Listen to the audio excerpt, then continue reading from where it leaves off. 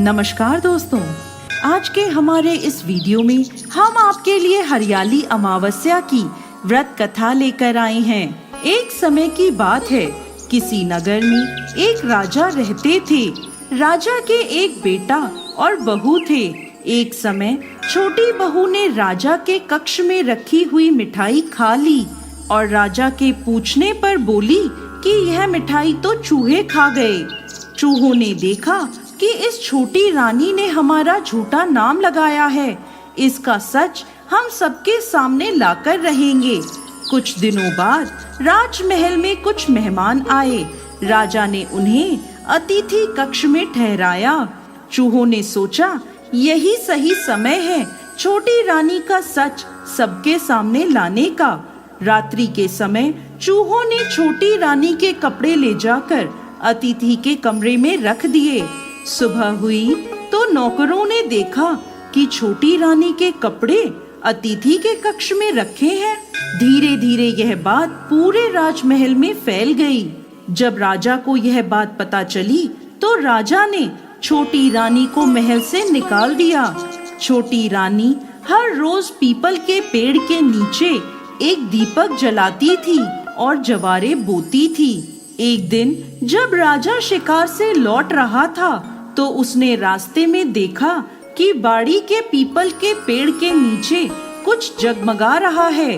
राजा ने अपने सैनिकों से कहा कि जाओ और उस पेड़ के ऊपर बैठकर देखो कि यहाँ क्या जादू हो रहा है। राजा के सैनिक गए और पीपल के पेड़ पर चढ़कर बैठ गए। रात्रि में उन्होंने देखा कि वहाँ रखे कुछ दीपक आपस में बात कर रहे हैं। एक दीपक दूसरे दीपक से कहने लगा, तुम कहाँ से हो? तो दूसरा दीपक बोला, मैं राजा के महल से हूँ। छोटी रानी रोज यहाँ आकर पीपल के पेड़ के नीचे दीपक जलाती थी। आज हरियाली अमावस्या है, लेकिन छोटी रानी नहीं आई क्योंकि राजा ने उसे महल से निकाल दिया। तब दूसरे दीपक ने पूछा, राजा ने छोटी रानी को महल से क्यों निकाला? तो राजा के महल का दीपक बोला, छोटी रानी ने एक दिन राजा के कक्ष में रखी मिठाई खा ली और चूहों का झूठा नाम लगा दिया। छोटी रानी के सच को सामने लाने के लिए चूहों ने रानी के कपड़े ले जाकर अतिथि के कक्ष में रख दिए और रानी पर इल्जाम लगा। फिर राजा ने उन्हें महल से निकाल दिया। इसीलिए आज मैं सूना हूँ। सिपाहियों ने जब यह बात सुनी तो वह तुरंत पेड़ से उतरे और महल में जाकर उन्होंने राजा को सारी बात बता दी। यह सुनकर राजा ने छोटी रानी को महल में वापस बुलवा लिया और छोटी रानी ने पीपल के पेड़ में दिया जलाने का अपना नियम फिर से शुरू कर दिया।